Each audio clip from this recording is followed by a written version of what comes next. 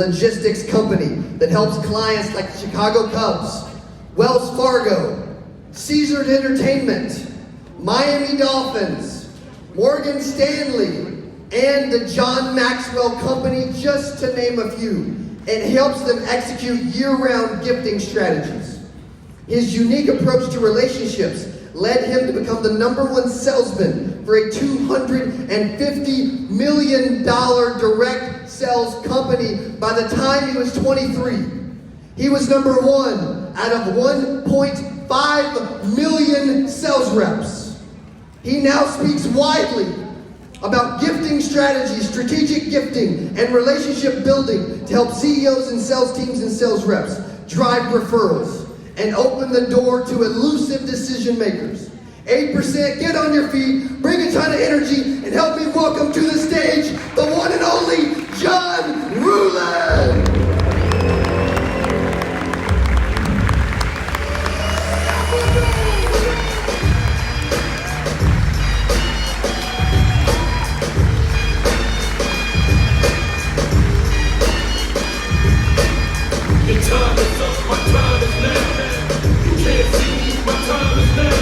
It's the franchise world shining down.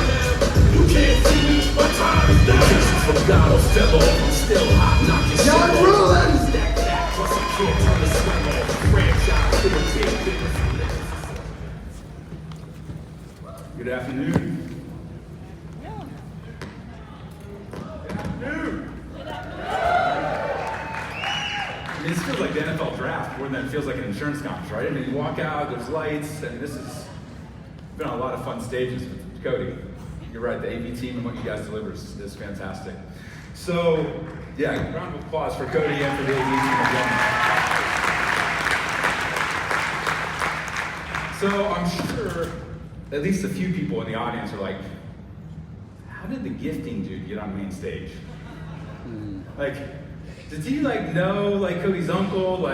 How does, really? #1 out of 1.5 million reps? That seems a little bit over the top, or is he lying? How did he get the Cubs as clients? Was his daddy, maybe the commissioner's grandson or something? And so if you're wondering, what does gifting have to do with insurance or sales? It has nothing to do with it.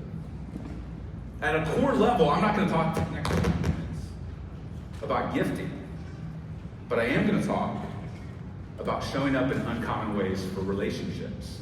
Because whether you're in insurance, manufacturing, we spoke at Google, Google, one of the guys there, Google's got 80,000 employees, one of the guys raised his hands John, does this work? What you're gonna talk about, does it work in technology? And I laughed, somewhat nervously, I'm at Google, and I said, are there relationships here? Are there people here? And he said, yeah, there's 80,000.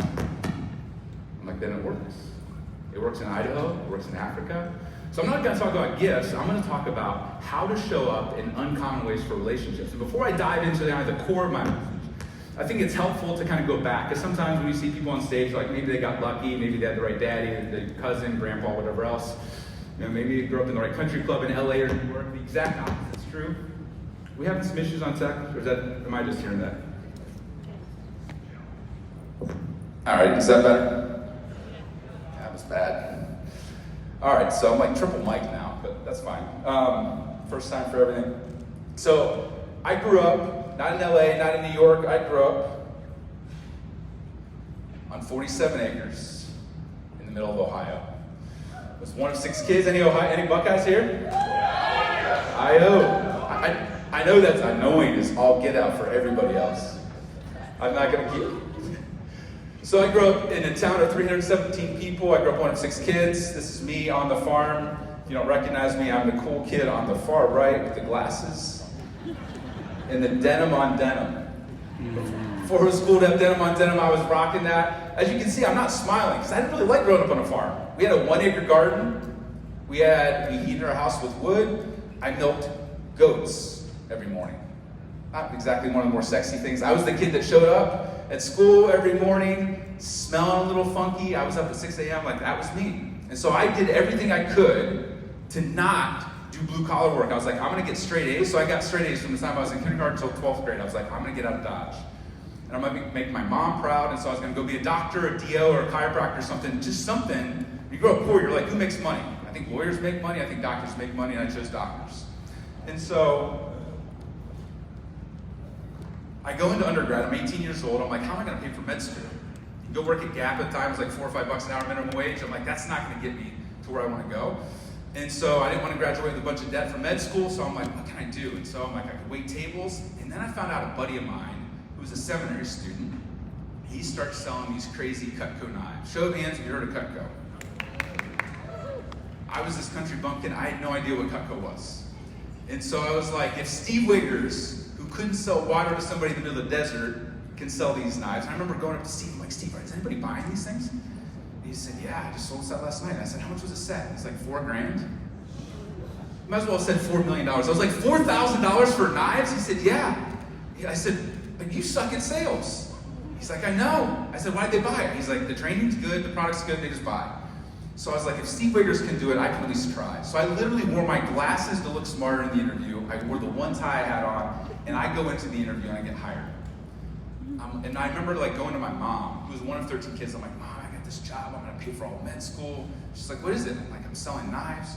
She's like, none of our friends can afford these knives. I was like, Mom, that's not exactly the pep talk I'm going for here. I'm like, she's like, we own Cutco. She's like, I bought it 40 years ago before I got married as a homemaker. She's like, none of our family can afford it. I'm like, I'm gonna try. So I did 40 appointments in my first 10 days. And my fourth appointment changed my life forever. I go in, and I went and pitched my girlfriend's dad. If you've never pitched your girlfriend's dad knives, I think insurance is hard. And the reason I pitched Paul was this guy who was like 60. He owned a law firm, and he was great at law. But when you're poor, you notice when other people are generous. And Paul was the guy that would like show up at the school auction. He'd buy like half the raffle tickets for the Harley, and he'd win the Harley and donate it back.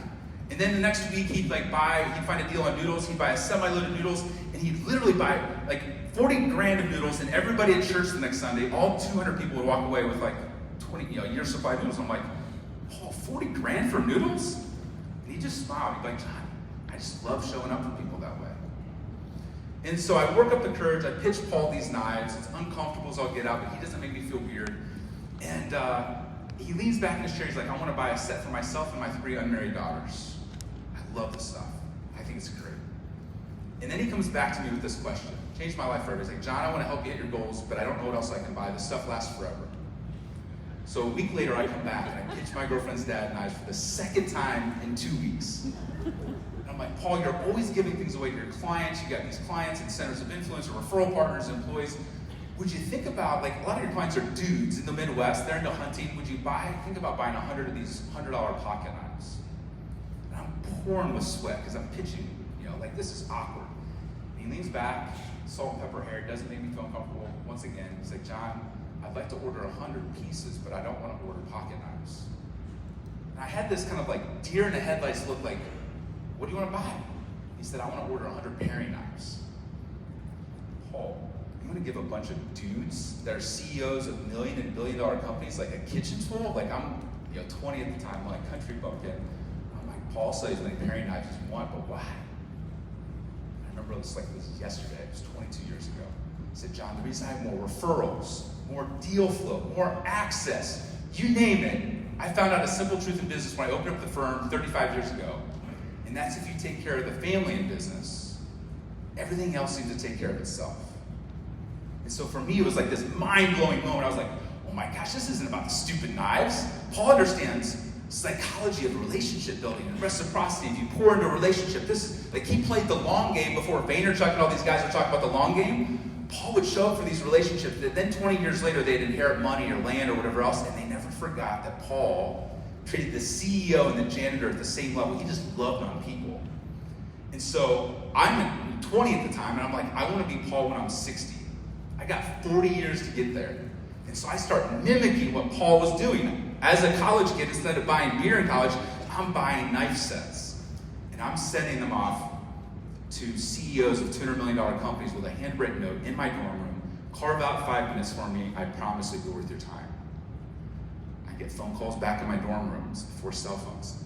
And and it's the CEO of a $200 million insurance company, and they're like, hey, the CEO's assistant, Susie. She's like, hey, got your package.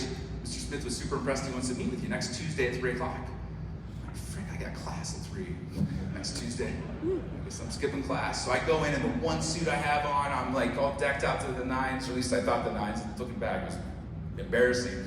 But I walk into the mahogany boardrooms like Glengarry, Glenn Ross, and I'm nervous. In walks Mr. Smith. I'm sitting at the table, and he gets this bewildered look on us. He's like, are you the John Ruhlin that sent me the knives? I said, yes, sir. He's like, man, I thought you'd be some seasoned sales executive like in their 50s. I was like, I'm really confused. Are you here to sell me knives? I nervously laughed. I said, no, sir. I'm here to help you and your 1,000 sales reps do exactly what I did to you to your top 10,000 relationships. Not a bad line, right? So Mr. Smith's jaw hits the ground. He's like, you're good. I said, thank you, sir. I walked out of there 60 minutes later with a PO for 1,000 knife sets. I sent it off to Cutco. I'm like, I'm gonna win all these awards. I get a phone call. Cutco's a $200 million company. I get a phone call from the CFO, Mr. John Welpley. Remember that call like it was yesterday? Like, hey, John, or hey, Mr. Welpley. I said, what can I do for you? He's like, hey, we got your order. We got your PO. Like, awesome. Expecting the gratitude and applause. He's like, we just want to know, whose credit card did you steal? I'm fumbling over my words. I'm like, excuse me? He's like, 1,000 knife sets? Are you selling these on eBay? Just be honest. Are you selling them overseas? Like, whose credit card did you take? Like, no company, no insurance company's ordering 1,000 knife sets. What are you talking about? I said, sir, you don't understand. Like, we're using your product as a delivery vehicle to communicate emotion and reciprocity and build relationships and 100x their referrals and all these other things. He's like, John, what are you talking about? We're a $200 million knife company. I said, you're not anymore. He's like, what are you talking about? I said, I'm using your product this way. And they fought me for a year. Every order got red flagged. Every order I sent in, red flagged for a year. But by the time I was a senior in college, Cutco's worked with now 2 million sales reps. We became their #1 rep in the history of the company out of a 75-year-old company. So when I talk to you today, it's not like, I'll take it over. So when I share with you a recipe to 10x your referrals or to get 10,000% returns, it's not born in academia or in this woo-woo like, hey, just hope and wish and whatever else. I've been doing what I was doing back then for the last 22 years. I've been modeling Paul in the way that we landed 25 pro sports teams as this farm kid from Ohio, the way that we've landed some of the biggest influencers in the world as clients and partners and mentors and advisors, Darren Hardy and all these guys. I've been practicing this and helping leaders execute this for the last 22 years. And so there's 5 parts to the recipe. I'm gonna tell one core story, and then I'm going to break down the recipe. None of them are rocket science. So I challenge you, set aside your disbelief, because a lot of the things I'm going to talk about, you're like, I do that. Are you doing it consistently?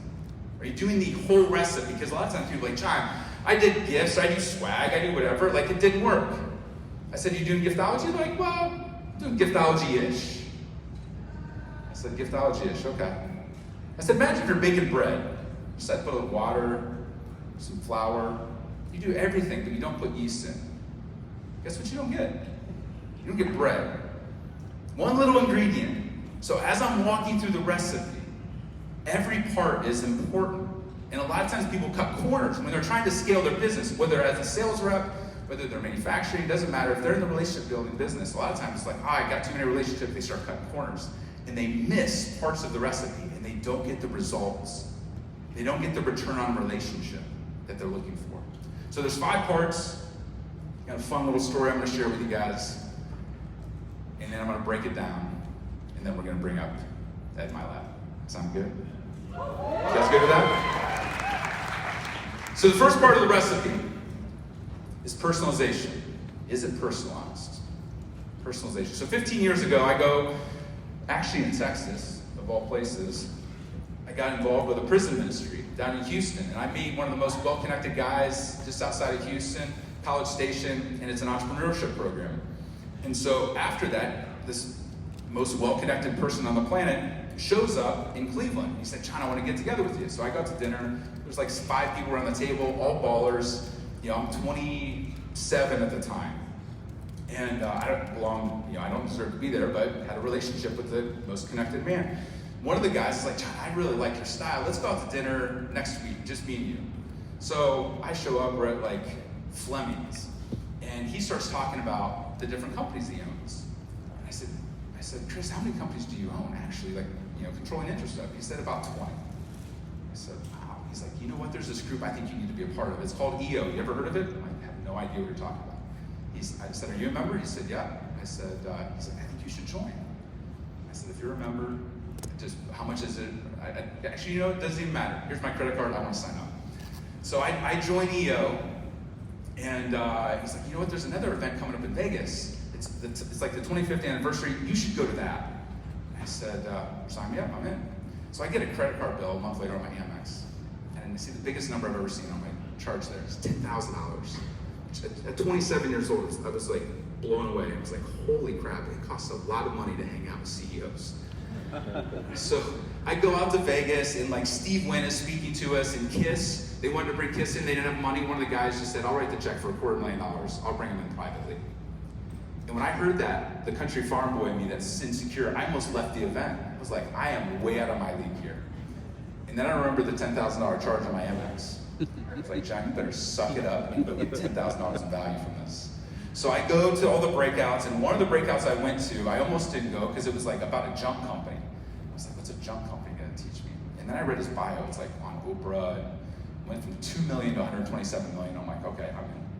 So I go into the breakout. It's standing room only. A guy named Cameron Harold is speaking. If you've ever read any of Cameron's books, he is like known as the CEO Whisperer. He's one of the most incredible people. That was my first time meeting him. And when he spoke, everything that came out of his mouth was like gold. It was like how they got onto Oprah and how they went to 2 to 127 million with no debt. And I don't know if you've ever had a meeting like this or heard somebody speak where like, if I could get that person, maybe a pillar of your community or somebody in the industry, if I could get that person not just to be like, know of me, but to be like friends, a client, a mentor, an advisor, like my business could change forever. That's how I felt in that moment. I was like, so I'm waiting in line to go, talk to him afterwards, like an hour to get to there. I shake his hand and I find out, hey, he's coming to Cleveland in 3 months. So I'm like, holy crap. I said, what date is that? He said, November 4th. I was like, no way. I said, you're coming in the night before? He said, yeah. I said, hey, I have lower level seats to LeBron. Let's go to a steak dinner. We'll go watch the Cavs game, and I'm thinking he's gonna high five me. And his response was the most underwhelming response ever. He looked at his calendar, he said, I guess I don't have anything else going on. Sure, I'll go. I'm like, oh, it's like somebody punched me in the gut. And I'm like, in my head, I'm like, duh, like in every business, whether it's insurance, manufacturing, technology, what do we do when we're building relationships? Dinners, ball games, rounds of golf, conferences. It's the same. Doesn't matter if you're a $2 million company or $20 billion. Everybody does the same to build relationships, all these sorts of things. And most of them are done mediocrely. And so I'm like, Cameron's gonna go on 100 dinners. He's gonna go to 50 games. He could give 2 rips about any of that. That is not how I'm gonna show up in an uncommon way and build this relationship and really go deep with him. And so on the spot, I'm like, Cameron, what else are you gonna do when you're in town? He said, well, the dollar's really weak. I'm from Canada. I'm gonna shop at some of my favorite stores. And I'm thinking in my head, maybe this is my angle. I said, where at? He said, I love Brooks Brothers. I love shopping there. And on the spot, I'm like, hey, I'm a Jose Bank guy. What's your shirt size? I want to send you a shirt. And he takes a step back. He's got this bewildered look like, does this dude have a man crush on me? Like, what other man asks another man their shirt size within 2 minutes of meeting? But the Canadian charm came through, and he actually told me. I said, great, I'll send you a shirt. So I leave there. I call my business partner, who literally just bought 50% of Giftology. I said, Rod, he's like the CFO, COO. I'm like, Rod, we have to do this thing. It could change our business forever. We got to do this. What do you think? And he said, John, that's the dumbest idea I've ever heard. Are you insane? That's like a month's worth of marketing on one relationship. I said, Rod, you don't understand. You can do this. He's like, no, it's a horrible idea. No way. I'm like, you're right. So I go the rest of the event, 3 months go by, Cameron starts texting me the morning he's supposed to be flying in. My flight's delayed, I'm gonna miss my connection, do you just wanna bail on dinner and the ball game? And I'm like, he's trying to weasel out of this dinner and ball game, he can give 2 rips. I said, no, whenever you get in, we'll just go for drinks. He's like, okay, fine. So I call Rod back, my partner, I'm like, Rod, this is what's going down, we have to do this. And His response was, John, do you believe in it enough that if it doesn't work, 100% of it comes out of your personal draw? I'm like, yeah, I believe in it. He's like, okay, I think it's a stupid idea, but go for it. So before he could change his mind, hang up, jump in the Suburban, drive the hour up to Cleveland, go into Brooks Brothers, put down a piece of paper with sizes. I said, I want one of everything in your new fall collection. All your jackets, suits, belts, pants, shoes, everything. And the junior sales associate's like, you're joking, right? And with a deadpan face and sweat coming down, I said, I wish I was. I want it all. He's like, okay. So they gather everything up. They go to ring the credit card, and I'm praying to God it goes through, because it's over $7,000 in close. Drive quickly over to the Ritz. Ask for the GM. I said, one of the top business coaches in the world is coming to town. Do you want to do something amazing? It's the Ritz. What do they say? Sure. I said, I want to outfit this guy's room to look like a Brooks Brothers store. Sweaters here, jackets there, pants there, shoes there. They said, we've never done that before, but we can do that. So we outfitted. I go down into the lobby bar 2 hours before he gets in, and I'm not a big drinker, but I'm drinking like a triple on the rocks. Pouring with sweat. My business partner gets there an hour later, and he's chiming in my ear. He's gonna think you're a stalker. This is gonna blow up in our face. I can't believe you actually did it. I'm like, oh my gosh. So Cameron gets in an hour later, and you can tell, does Cameron go to dinner and a ball game? No. Where does he want to go? Shower and to bed. I said, Cameron, go take a shower, take your time, come back down whenever you're ready.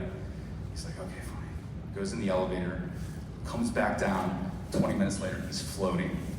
Big smile on his face. I said, John, I've had a lot of amazing experiences. So I fly private or fly to Dubai and coach the Sheikh of Qatar and their touring companies. And he's like, I thought when I went to the Four Seasons and they remembered my name and had a bottle of water waiting for me when I got back from a run. He's like, I've already taken pictures. I sent them off to my wife, and I've texted 3 authors. I want to change my story of the best experience I've ever had. Whatever you want to talk about, for as long as you want to talk about. Pretty crazy.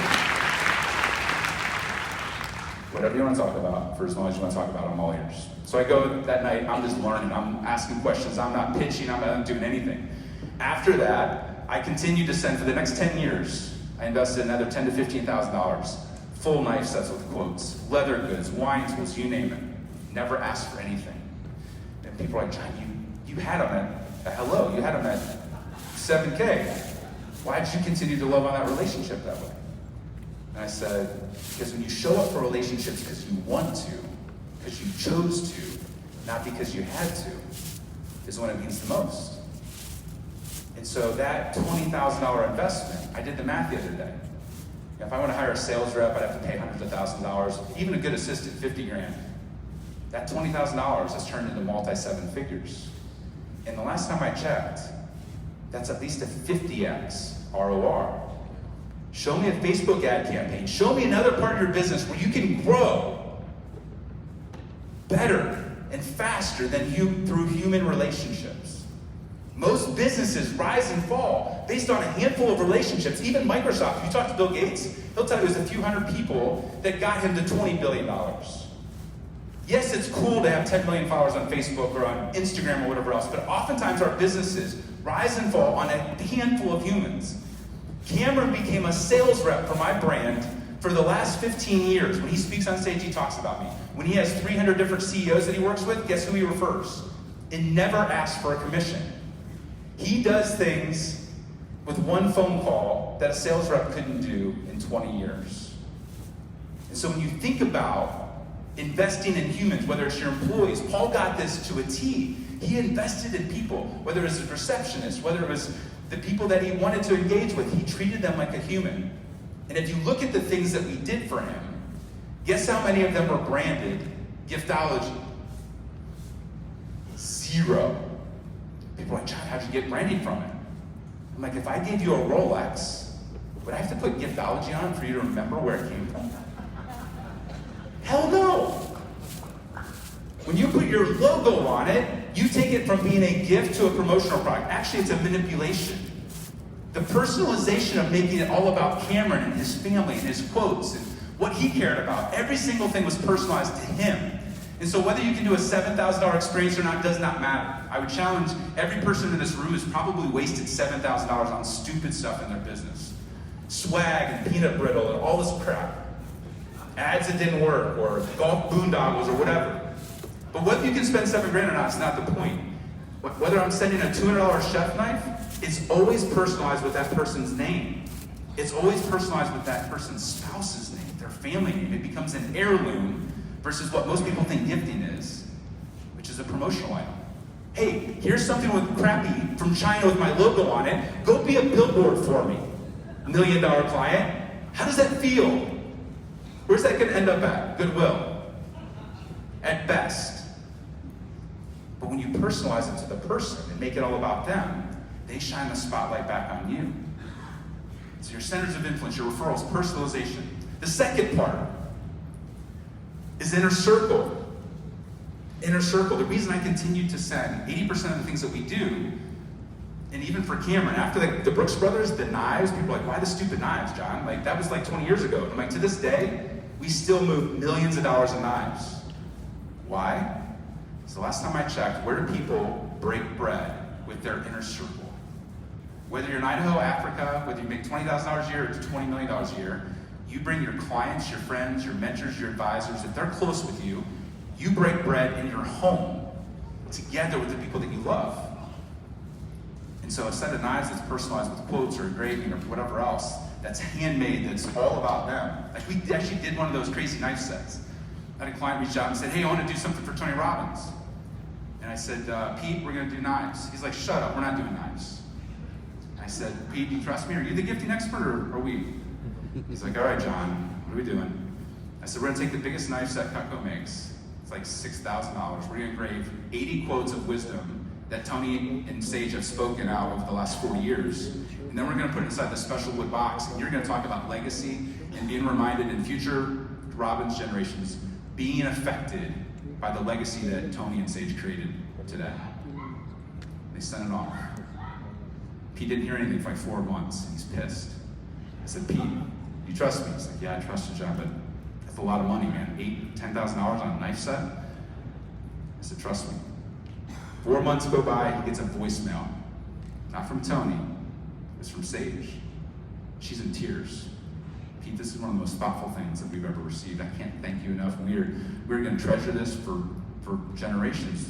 Our grandkids are going to use this and be reminded, I can't thank you enough. It's a long, heartfelt message. How many knife sets could Tony Robbins afford? 1 million? 100,000? I mean, it's not about the thing. It was because we included his inner circle. We included his wife as a part of it. His family, his legacy. We're all about legacy. We're just human beings, right? We all, like last night with Tebow, he got teary-eyed over a stupid mug. Why? Because of what it represented. Because it included his wife, Demi. I don't have the same level of relationship with Tim. I never will as Demi. When something comes from your wife and reminds you of your legacy, it's game over. It's not about the thing, it's about what it communicates. You matter, I care about you. The inner circle is everything. The third part of the recipe is timing. How many of you guys do gifts after referrals? Show of hands. Anybody do Christmas gifts to their relationships? Most audiences, it's 80, 90, even 100%.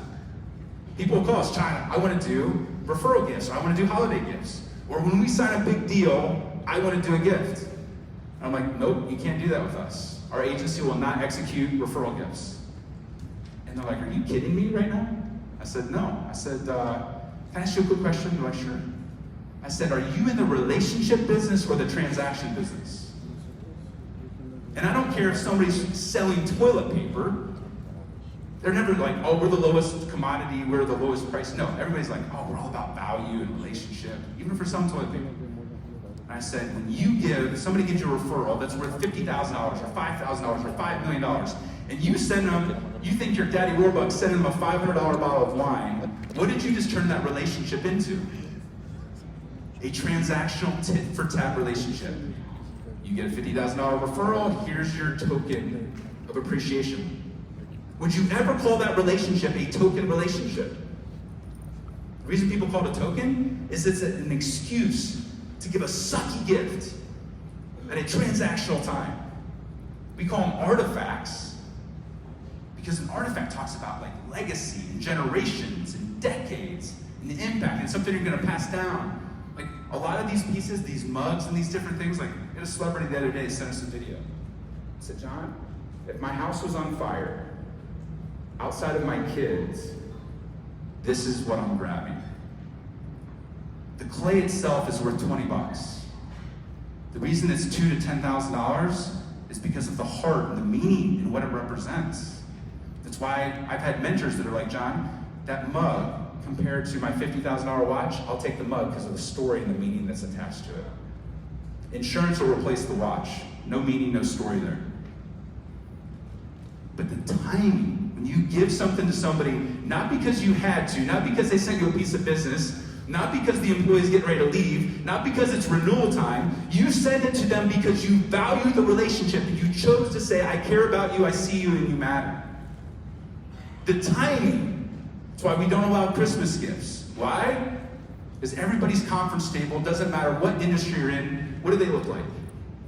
They're ready to collapse from all the chocolate and nuts and bourbon and wine and cases of stuff that's consumable or is going to be forgotten about. In fact, most of the time, if you're honest with yourself, if you own the company, do you at times re-gift it or give it to your employees and you never see it? Show of hands if you're honest. Why? Because you're competing. People are eating and drinking themselves to death between Thanksgiving and Christmas. So if you want to stand out and build memorable relationships, the timing of what you're doing, that's why we call it planned randomness. And we ask our clients to send things out as a just because. Not because it's a 5-year employee, 10-year anniversary. I think those are the lamest things in the world. Hey, you've worked here for 10 years, you put in 20,000 hours. Here's a catalog of crap you don't want to show our appreciation. It's archaic. I send nicer things to my employees before they even start with me. Why? Because I want to celebrate them just because. It's a different tone, a different buzz. If you want referrals, you don't reward them. They don't need your wine. They don't need a tit for tat. Inspire the referrals based upon how you're showing up in that relationship. You want 100 referrals from them? Inspire it. Don't reward it. It feels icky. It feels gross. It feels transactional. We're all craving deeper relationships. And when you can show up for a relationship, whether it's your wife, like if you show up for your wife or your husband on Valentine's Day, birthdays, and Christmas, do you earn brownie points? Yes. No. Come on. Really? You show up on Valentine's Day? No, it's table stakes in a relationship. It's expected, it's obligatory, I have to. But if you show up on a random Tuesday, if you're married and you're a dude, you're like, hey, honey, I got the kids, you're going to the spa with 4 Seasons, I got everything taken care of. Do you get brownie points then? Hell yeah, you do. Might even cost you less than what you spent on Valentine's Day, Christmas, or birthdays. You chose to do it because you were thoughtful, not because you had to, out of obligation. Your employees, your clients, your centers of influence are the exact same way. Don't do things as a token. Show up for relationships. The timing matters. The fourth part of the recipe, so I wrap up here. What's the most I can do? If we're honest with ourselves, like dudes are the worst at this. If we get invited to like a high school graduation, or like for a cousin we haven't seen in a while, or a wedding, one of the first things we'll say is, in our minds, I haven't seen this relationship in like 5 years. What's the least I can get away with here and not look like a schmuck? Is this a $100 relationship or a $500 relationship? Like our mind goes to the lowest common denominator. And we do this in business all the time. What's the least we can get away with? When people are like, John, why didn't you just buy Cameron a couple shirts and spend my $500? I'm like, because I knew a lot of people did a lot of nice things for Cameron. And a lot of the people you want to influence, your mentors, your advisors, they can afford what they want. And when you can go all in and say, what's the most I can afford to do? It might not be 7,000, it might be 700. But when you can flip the script, Paul was beautiful at this, like with the noodles. Like who buys a semi-load of noodles? Paul did. And because of that in the community, he became a rainmaker, a referral machine because he was known for his generosity. One of Ed Milet's and I, personal friends, that models this beautifully is Joel Marion. He shows up for relationships, and he's been doing this since he was a teacher 15 years ago, making $30,000. He's now worth 9 figures. But the way he showed up and said, what's the most I can afford to do, has made him a magnet for amazing people because of that generosity. Don't say, what's the least I can get away with? People can tell when you hold back 5 or 10%. They can also tell when you go all in. When you show up for relationships all in and say, what's the most I can afford to do? People feel it. And the last thing, the last part of the recipe is, what would they really want? What would they really want? A lot of us, for me, like I invited Cameron to the dinner and the ball game. And a lot of us invite people out to boondoggles and trips and whatever else. Oftentimes, do they really want another night away from their family? Another trip away, another flight or whatever else? Or would they just love to spend more time with their kids? Would they love to take something home to their significant other, or for you to take care of their team? Like asking ourselves, what would they really want versus what do I want to give? And when you can start to put yourself in the other person's shoes, like Cameron didn't want to go to the dinner or the ball game. He wanted to go to bed. And he wanted to go shopping. And so, when I showed up that way, it changed the relationship. When I put myself in his shoes, one of the things that we do for our employees, I started to realize this. It's like I'm doing everything about myself or benefits that we want. Like, how can I show up for my employees the way that they would want to be shown up for, that they would never even do for themselves? You guys can all steal this if you have teams of people. I realized my wife didn't like paying for house cleaning. She felt guilty because she was like, we're both farm kids. And so we started to, we got a house cleaner, but it was a big deal.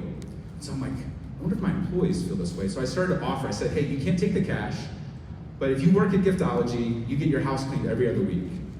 It's part of the benefit. You pick the house cleaner, it gets reimbursed. And they were like a little uncomfortable at first. And then about a year later, I started to hear stories of they got more time with their kids or their pets or their family members. And they never would have spent the money on that if you'd given them the option. And then I started to get a list of people that were waiting to work for Giftology when they heard about it. Even people's parents were doctors and lawyers were like, hey, my daughter works at Giftology and she has her own house cleaner. It became this magnet. It cost us $2,000 to $3,000 a year per employee. And even at Google, they're like, how do you afford that? I'm like, really? You got slides in your lobby. You're asking me how to afford $2,000 to $3,000? But it melted their face off. They couldn't compute. Even though when we hire even a basic employee, what do? We give them a salary range, $25,000 to $35,000. $10,000 swing that we don't even think of as business owners. Meanwhile, we're paying for benefits and insurance and 401k. Nobody brags about their 401k or those things that cost us as business owners a lot of money. But when we can put ourselves in the other person's shoes and give them time back with their kids, their families, whatever else, it blows them away. It melts their face off, it melts their heart. They start to realize we're not just in this business for ourselves, we're actually a team where we're actually going to invest in them and show up for them in that way. When you can start to put yourself in the other person's shoes, relationships thrive. Because it's not about us, it's about the other person. So as I wrap up, I'd like to bring Cody up to the mic.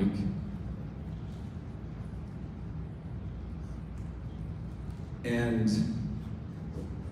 I think it's appropriate. Last night you guys got to see what we did with Tim. And I want to tell a bit of the backstory with that piece because I think it's important. And so Cody knows a little bit about it, but that artist reached out to me blindly and said, John, I want to help you bless your wife. He literally looked like he was 16 years old. He's on Twitter. And he emailed me cold and said, John, answer these 5 questions. I almost didn't respond, but I was like, he must have blessed my wife. He's using my playbook against me. I'm like, oh, I have to play. And so I answered the 5 questions. He didn't look like a stalker on Twitter. A week later, he's like, it's ready. And I said, okay, cool. Public place, in case you are a stalker. So I set a public place restaurant, get there a few hours early. In walks this kid. He looks like he's 14. He was 24. Button-up shirt, flannel. I said, are you Brad? He's like, yeah. He's carrying this Tupperware container. Looks like there's claw marks on the side. I'm like, is this an animal inside? This is getting weird. And he proceeds to tell me, God's called me to be a gift maker. I make these pieces for all over the world, blah, blah, blah. And he pulled out literally it was $15,000 worth of pieces. He pulled out a mug for my wife and carved into it was talking about her dad who passed away of cancer. He made me cry. Pulls out another one, me on the farm, made me cry. Pulls out one, it's a vase, it's like a $7,000 vase. All the Bible verses that talk about generosity and gifting. And then another one that talked about our marriage together. And the kicker was, I said, Brad, are you in town for a show? He said, no, I'm actually in town for, just for you, for 5 minutes. I said, where are you from? He said, Georgia. I'm like Georgia, the state of Georgia? He said, yeah. I said, how long a drive is that? He said, it's about 9.5 hours. I'm like, you drove 9.5 hours for a 5-minute meeting? Not even sure if I was gonna show up? He said, yeah, I read your books 50 or 60 times. I've listened to all your interviews. I just want to bless you. So I walked out of that meeting, 2 hours late, go home, my wife, I showed her the piece, and she's like, well, all right, what's the story? She knows there's a story coming. She bawls, she's like, where's this guy staying at? I'm like, I'm trying to get him a hotel because he's trying to drive 9.5 hours back to his family. And my wife is super private. She's like, he's staying with us. So we stay up till like 2 in the morning, we're talking. We've now struck a partnership, and every piece that he makes, we buy. And so we've now made these pieces for like Richard Branson and like you name big celebrities, whatever else, like they're either pieces that have been made or will be made. And so when we did the piece last night for Tebow, my oldest daughter who's 11, that was like, for me, as one of the reasons when you said, hey, would you come be a part of things? It was like, my daughter loves Tebow, she's 11, she's read his books. And so I know you want to be able to bring somebody up on stage next. And so I didn't want to steal the thunder on that. But I'm excited to blow up what's in this box next. Thank you guys. Mr. John Ruhlin.